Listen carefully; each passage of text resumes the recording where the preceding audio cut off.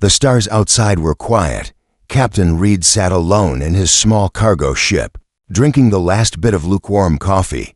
It had been another long day with no job, no mission, and no message. His ship, the Silver Echo, floated quietly above a dead moon. No wind, no life, just cold silence. He leaned back in his seat, ready to rest. Then suddenly, beep, beep, beep, an alarm rang loudly from the control panel. Reed jumped up. Incoming cargo. Biosigns detected. The message blinked in. Red. Reed blinked twice.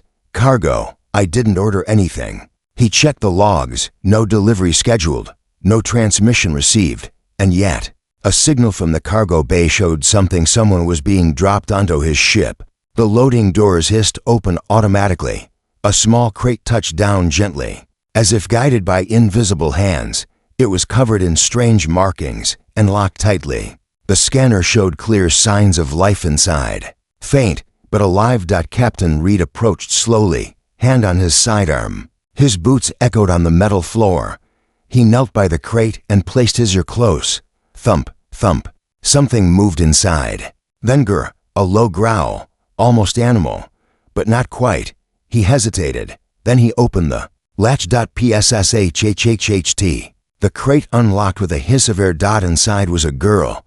Not human, alien, small, thin, maybe the size of a child. Her skin was soft blue with faint lines glowing like stars under her skin. Her silver hair was wild and dirty. Her big glowing eyes stared at him with a mix of fear and anger. Her wrists were chained. Her legs had marks, like she had been held for too long. She looked weak, but not broken. She hissed at him like a cat, sharp and angry.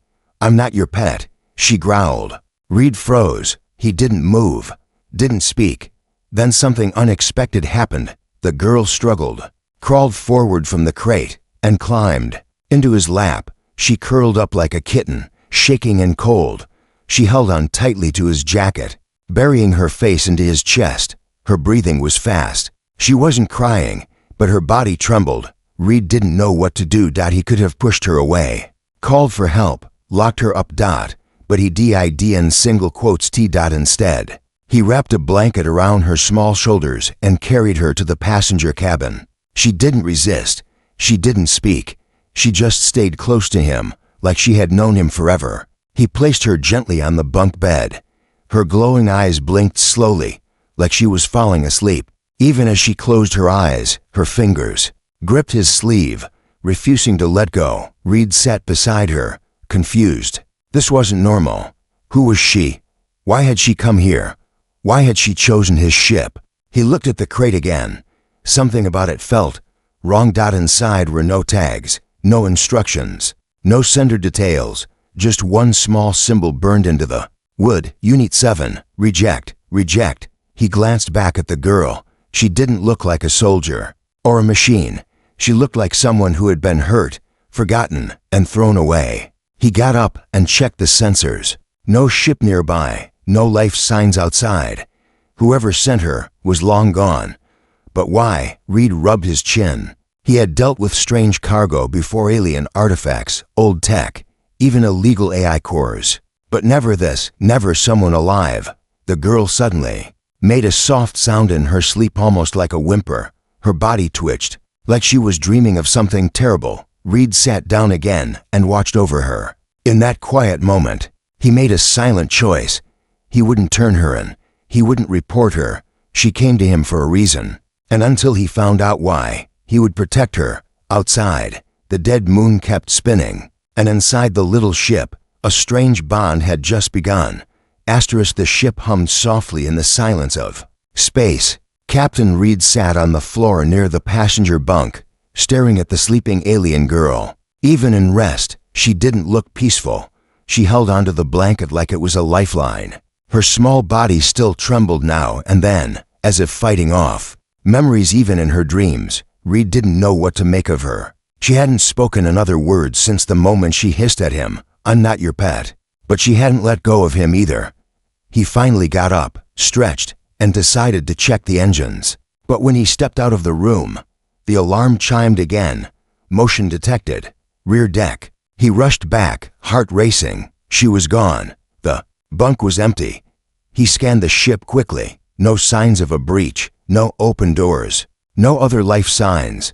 Then he heard a low mechanical hum from below deck. The reactor room.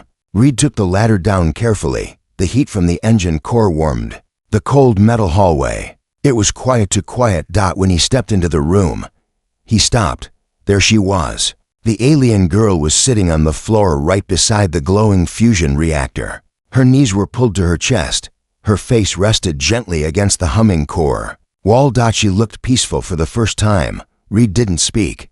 He just watched. The energy from the core made her faint skin lines glow brighter. Like small galaxies were moving under her skin. She didn't notice him, or maybe she did. And she didn't care. She felt safe here. Like the engine was her home. He took a quiet breath and backed away. Over the next 2 days, she didn't speak much. She never asked questions, never gave answers. But she followed him everywhere, to the control deck, to the kitchen, to the storage bay. She walked silently, always 3 steps behind, like a shadow that had chosen him. She still refused to eat normal food. No fruits, no dried meats, no protein packs. Instead, she stood near the coolant pipes and lightly touched them. Reed didn't understand it, but when she did, her strength seemed to return. Her movements became quicker, her eyes clearer, her glow brighter. That night, something changed. Reed sat in the cockpit, sipping recycled coffee, watching a drifting asteroid field in the distance. The ship's sensors were quiet.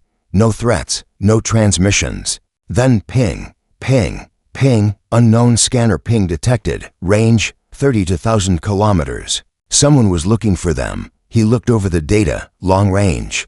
Pulse. Very old tech. Military grade. Alien origin. He shut off the exterior lights. Powered down non-essential systems. But it was too late. They'd been noticed. The ping came again. Closer this time. He turned to speak to her, only to find her already standing behind him. Her eyes were wide. She whispered, "They're here." Reed was stunned. "Who's they?" She didn't answer. Instead, she walked to the ship's wall and placed her palm on the metal. For a second, nothing happened. Then the ship's defensive screen activated by itself. Manual controls were overridden. "What did you just do?" Reed asked, confused. "I linked," she said simply. The ship trembled slightly. The scanner showed a small black drone on approach. Small, but dangerous. Its weapons were armed. Reed began to prepare for evasive moves, but before he could touch the controls, the girl closed her eyes. Suddenly, the enemy drone froze mid-flight and exploded without a shot fired. Reed's jaw dropped. He stared at her. "You destroyed it." Just by thinking. She looked tired. Her knees gave out and she sat down. "I stopped it," she said quietly, "because if it sent coordinates, more would come." He knelt beside her. "Why are they hunting you?" She didn't answer, but she looked at him with those glowing eyes and said one thing: "If they find me, you die too." That night, she didn't sleep in the bunk. She walked back down to the engine room and curled up again beside the fusion reactor, like a child sleeping near a fire. Captain Reed stood in the shadows, watching her. She wasn't just a passenger anymore. She was something more. Someone dangerous. Someone hunted. Someone powerful, but also someone scared. He walked back to the cockpit and locked down all outgoing signals. No broadcasts. No transmissions. No one could know she was here. As long as she stayed on his ship, he'd protect her, even if he didn't know why, even if it meant war. The stars outside looked calm, but inside Captain Reed's ship, tension was rising. The alien girl had not said another word since she stopped the drone with her mind. She was weaker now, her skin glow fading, her steps slower. Reed kept checking the sensors every few minutes. The silence made him nervous. He had seen how the girl disabled a deadly drone without lifting a finger. If something like that could hunt her, he didn't want to meet what came next. She stayed in the engine room again that night, curled beside the warm core. Her small hands rested on the metal surface like she was drawing energy from it. Captain Reed didn't sleep. Instead, he sat in the cockpit, watching space. Then beep, alert, warp signature detected. A ship, medium-sized, coming in fast. Not again. he muttered. He tapped the console. The ship had no ID, no response. It came with speed, cutting through the darkness like a knife. A second alert appeared. Weapons detected, armed. Before Reed could even think, the comm system blinked an audio transmission. A robotic voice said coldly, "Captain of Silver Echo, surrender Unit 7. No harm will come to you if you comply." Reed froze. His eyes moved to the door where she now stood. She had heard it. Her expression didn't change, but her hands tightened into fists. "I won't go back," she said quietly. Reed spoke into the mic. "This is a peaceful cargo ship. I don't know what you're talking about." The voice replied instantly. "Lying is unwise. We are authorized to disable your ship." "Hang on," Reed whispered. Flipping switches, "We're not going down." Without a fight, the enemy ship fired first. A flash of blue plasma hit the Silver Echo's shields. The entire ship rocked, lights flickered, sparks danced along the ceiling. The girl staggered but didn't fall. Reed grabbed the controls. He turned the ship hard left, diving into a nearby asteroid field. Huge rocks floated in silence. The perfect place to hide. Another blast, this time closer. "Damn it," Reed shouted. "They're faster." Suddenly, she placed her hand on the control panel. "Let me help." He looked at her. "You're barely standing." She looked up, her glowing eyes steady. "I said, let me help." Reed moved aside. The moment her hand touched the ship, things changed.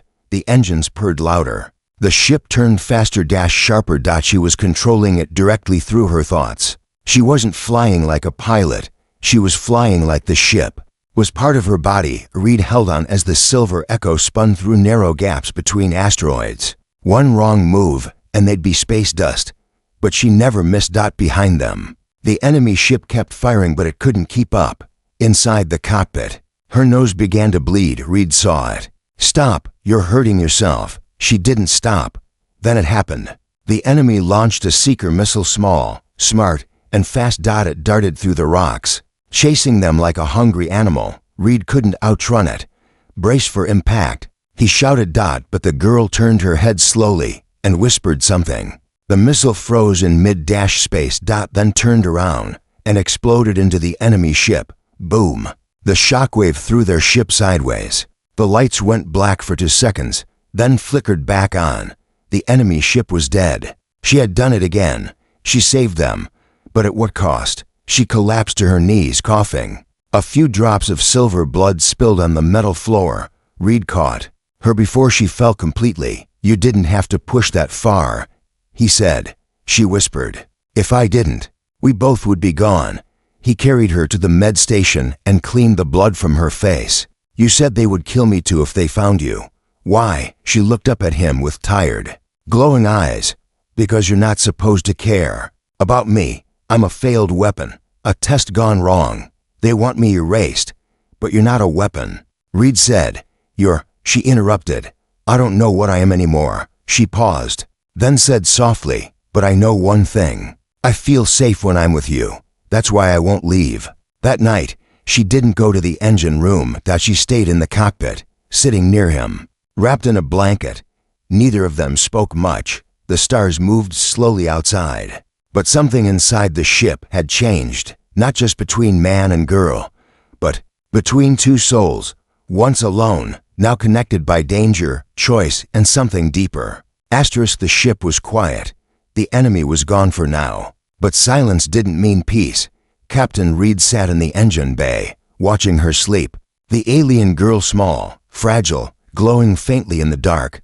Her body was still weak. She had not fully recovered from the last fight, but her grip on life was strong. She had fought harder than any soldier Reed had ever known, yet she still looked like a child. He sighed.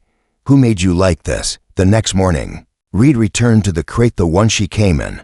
He had never searched it properly. He was too busy saving their lives. Now he opened it fully. At first, there was only broken foam, wires, and a strange dark smell like old metal. Then he found it.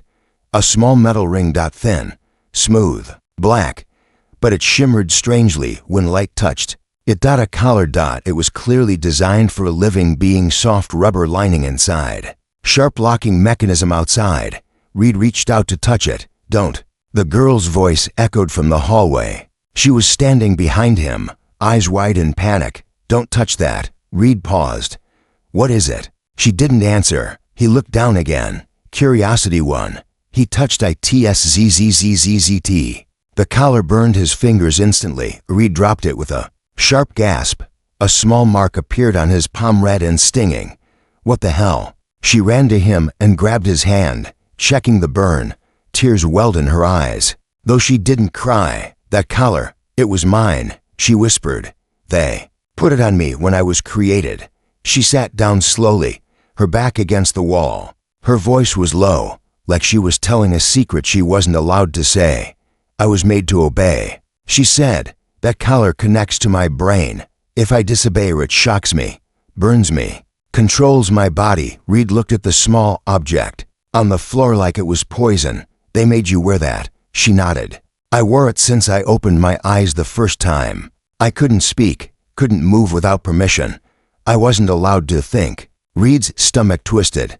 He picked up a metal rod and poked the collar from a distance. "Why haven't you destroyed it?" She looked away. "Because I can't. If I try to break it, I die." Reed lifted the collar with thick gloves and placed it inside a locked storage case. "I don't want to see this again," he said. "Neither do I." She replied softly. He turned to her. "You're free now. No one controls you here." But she didn't smile. She only said, "Freedom is not something I understand. Not yet." Later that night, the ship's lights flickered again. Reed rushed to the console. The main engine power was unstable. Another system fault. He muttered, but when he reached the engine core, he found her standing there. Her hands were pressed against the reactor again. Her body shook. What are you doing?" he shouted. She opened her eyes slowly. "It's not just the collar that's connected to me. The ship feels me now too." Reed stepped back. "What does that mean?" She looked at him. "They made me with something inside, something that can link to machines. My thoughts can touch systems, but every time I use it, it drains me." Reed saw the lines on her skin flicker. Her glow was fading again. He reached out. "Stop, you're hurting yourself." She collapsed into his arms. He caught her gently. He carried her back to the bunk, laid her down carefully. "I can't keep watching you break yourself just to save me," he whispered. Her eyes fluttered open. "I'm not saving just you," she said. "I'm saving us." She took a deep breath. "I don't want to be used again.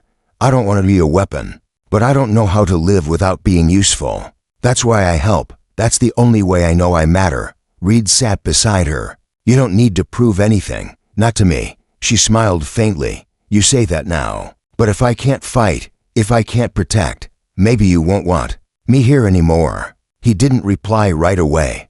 Then he said something soft, something simple. "You don't have to be a weapon to belong here. You just have to be you." That night, she slept quietly. No reactor hum. No glowing lights. Just breathing. Calm, slow, real. But deep in the storage locker, the collar glowed faintly. As if it had a mind of its own. And far, far away, something received a signal. They knew where she was, and they were coming. She didn't dream that night. At least, not the kind of dreams that bring peace.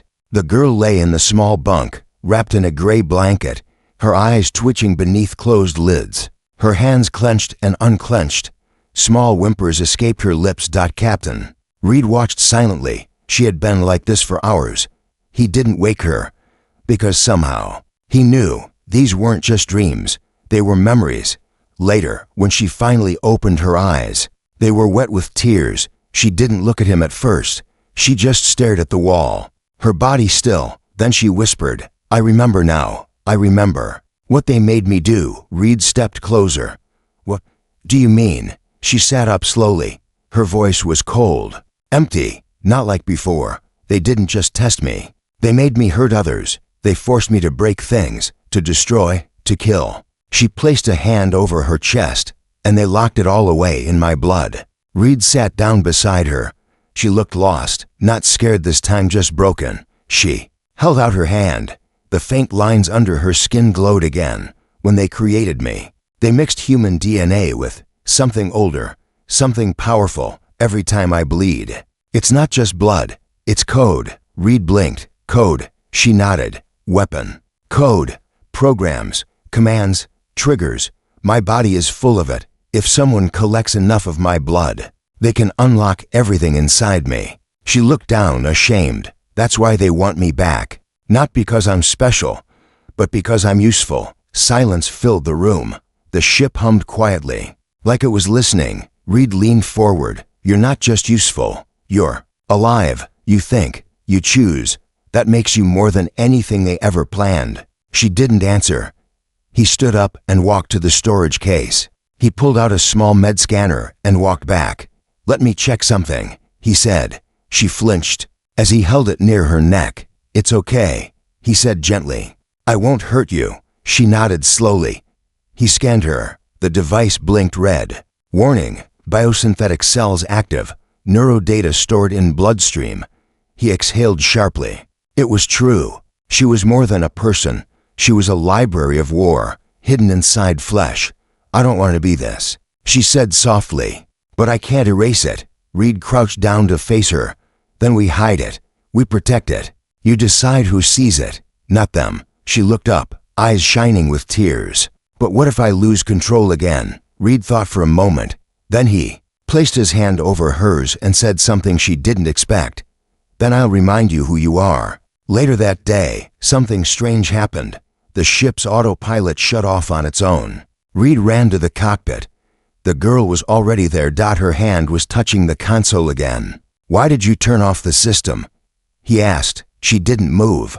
They're tracking us, she whispered. Not by signal, by my blood, by what's inside me. She showed him her arm. Tiny symbols were glowing under her skin. Some part of me is sending out a beacon. Without my permission, Reed's eyes widened. You're a living signal, she nodded. I think I was never meant to escape. Reed paced back and forth. They'll find us no matter where we go, he muttered. Unless, she said quietly, we find someone who can remove what's inside me. Reed turned to her. You mean, rewrite your DNA? She hesitated. Yes, burn the signal out. Burn the code. But that could kill you, he said. She looked at him. I'd rather die free than live as their puppet. That night, she sat near the window, staring at the stars. Reed joined her. You don't talk much about your life before, he said. She closed her eyes. There's not much to say. I was never really awake. Just used, turned on, turned off. She looked at him. But you treat me like I matter, like I'm someone, not something. You are someone, Reed said. Then why do I still feel hollow? She asked. He smiled faintly. Because you're still filling yourself, bit by bit, with choices, with memories. She looked at him for a long moment. Then she whispered, Can I stay with you, even if I'm dangerous? Reed didn't hesitate. Always. Outside, the stars burned cold and far. But inside the ship, for the first time, she felt something warm in her chest. It wasn't a weapon activating. It wasn't a command or a trigger. It was something else. Something she couldn't explain. Maybe it was hope. The stars were behind them now. Ahead lay nothing but wreckage, thousands of shattered warships, floating in silence. The star graveyard. Captain Reed had only seen it once, from a distance. No sane pilot flew through it. Sharp debris, dead engines, ghost signals, a maze of metal and memory from a forgotten war. But today, he had no choice. They're behind us. The alien girl said quietly, standing at the cockpit window. Her voice was calm. To calm, Reed looked at the scanner. 3 ships, fast, armed, getting closer every second. They want you that badly? He asked. They don't want me, she replied. They want what I carry. The code inside. The weapon in my blood. Reed flipped switches, pushed the engine harder. The silver echo dove into the wreckage. Massive ship corpses floated all around them. Some were cut in half. Others still burned slowly. Even after all these years, steel arms reached like broken fingers. Cracked glass domes stared like dead eyes. Reed gritted his teeth. One wrong turn. We're space dust. She placed her hand on the wall. I can guide you. He glanced at her. You sure you're strong enough? Her glowing lines were dimmer than before. I'm sure we don't have a choice. As she touched the ship's systems, the engines changed rhythm faster, smoother. She wasn't flying it like a pilot. She was flying it like it was a part of her. The silver echo weaved between giant metal ribs of destroyed cruisers, ducked under. Spinning debris shot through narrow gaps. Behind them, the three pursuers followed, but they were slower, less fluid. They don't know the graveyard. Reed said. We do. No, she corrected. I do. Reed blinked. How? She looked at him, her voice like a whisper. Because this is where I was made. Silence filled the cockpit. She pointed toward a ruined station in the center of the wreckage. That was the lab, hidden in the middle of war. They built me in there, with others. Reed's hands tightened on the controls. Others, she nodded. But I was the only one who survived the shutdown. They left us all to rot when the war ended. Reed looked at her. And now they want to reopen your code. Yes, she said, to finish what they started. Suddenly alert. One of the chasing ships launched a disruptor blast. A large piece of debris exploded nearby, throwing the silver echo sideways. Alarm screamed. Sparks flew from the ceiling. Reed fought the controls. The girl fell to her knees, grabbing her head. They're trying to override me. What? Reed shouted. They're sending activation commands, trying to take control of my mind. She screamed soft, pained. Her body flickered. Her glowing veins pulsed violently. Reed ran to her, pulled her away from the control panel. Don't touch the ship, you'll fry your brain, she gasped. I can stop them, just need one more link. No, he shouted, you've done enough. Suddenly, the enemy ships fired again. The blast hit the back thrusters. The ship spun wildly straight toward a broken battlecruiser's metal spine. Reed grabbed the manual override. We're going in, he yelled. The silver echo crashed through the broken hull, sparks and metal slicing off the sides. Then silence. They were inside a hollow warship. Hidden. Safe for a moment. The girl coughed violently, silver blood dripping from her mouth. Reed helped her to a seat. You're not okay. I wasn't made to last, she whispered. Just to fight. Reed shook his head. You're not fighting anymore. You're surviving now. You're living. She looked at him weakly. Living hurts more than dying. He took her hand, then let it hurt. But stay alive. Outside, the enemy ships circled, but they couldn't find them in the graveyard. Inside, Reed patched the engines as best he could, and the girl slept again, curled in the corner. Breathing shallow but steady, Reed looked at her. She wasn't just a weapon. She was a soul learning how to feel, how to choose, how to be free, and he wasn't going to let anyone take that away. The comms suddenly sparked, a voice deep, commanding. Captain Reed, surrender the asset. You are interfering with classified military recovery. Last warning. Reed pressed the button. This girl is not your asset. She's not your machine. Then you will die with her. Reed smiled coldly. Then, I'll make it worth it. He turned to her sleeping form, quietly, almost to himself. He said, we'll get through this, one way or another. The silver echo floated in silence. Its engines were quiet, shields low, hidden deep inside the corpse of a forgotten warship. Outside, enemy scanners searched the graveyard, cold, silent, unforgiving. Inside, Captain Reed sat beside her watching, her chest rise and fall with slow, uneven breaths. She was fading. The girl who once shut down enemy drones with a thought could barely stay awake now.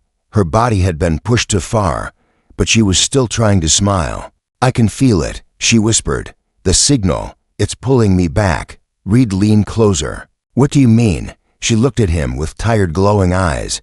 They placed a final code inside me. A lock. If I escape too far for too long, it activates. Reed stood up. Then we fight it. We cut it out. She shook her head. I don't have time. She touched her own chest. The code's reaching my heart. Reed clenched his fists. He wanted to scream, wanted to break something. Instead, he turned to the console and began typing fast. There's a place nearby, a rebel med station. Hidden, old tech, off-grid.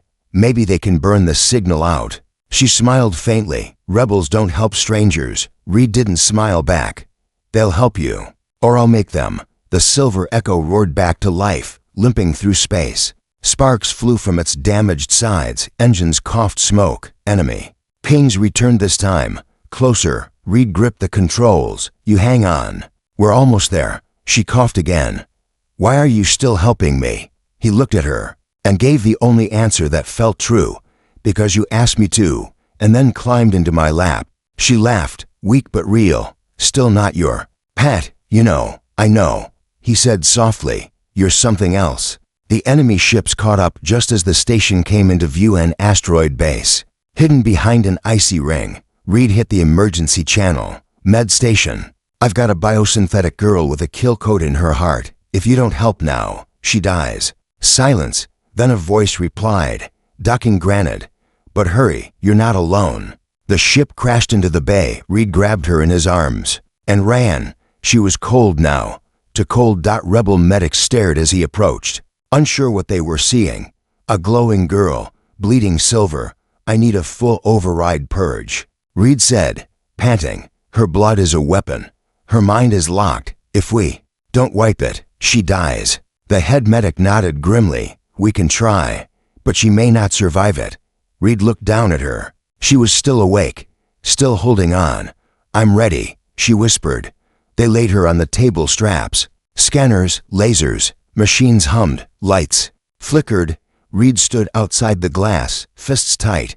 Suddenly, alarms blared. Multiple enemies incoming. They've found us. Reed looked up. No, not now. The rebels scrambled to defend the station, but the medics didn't stop. They placed a neural band across her forehead.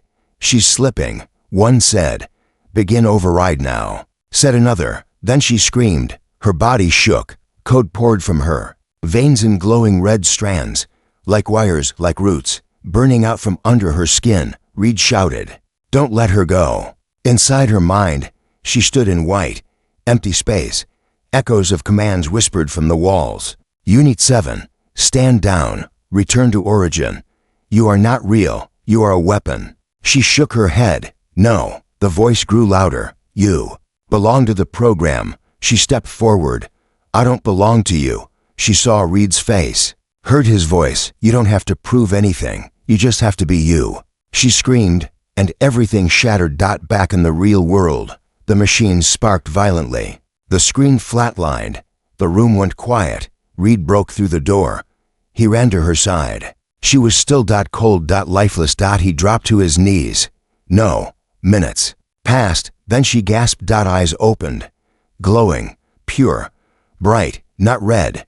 Not blue. Gold. She sat up slowly. Looked at him. And smiled. I did it, she said. I burned it out. He stared in disbelief. You survived. She nodded. I'm not a weapon anymore. I'm not a signal. I'm just me, outside. The rebel ships pushed the enemies back, inside. Reed helped her to her feet. She was weak but free. No collar. No code. No chains. They left the station a week later. Together. No more hiding. No more running. Just a quiet journey across the stars. He let her choose the first stop. She pointed to a green moon on the map. That one looks warm. And so they went. In the quiet hum of the ship, she leaned her head on his shoulder. And whispered something he never expected. Thank you for not treating me like a pet. Reed smiled. You were never a pet. She looked at him. Then what am I? He thought for a moment. And replied, your family now, in a galaxy full of war, programming, and cold machines. It was one human's kindness that set her free. She wasn't built to love, but she learned it. Not because of what she was, but because of who she chose to become.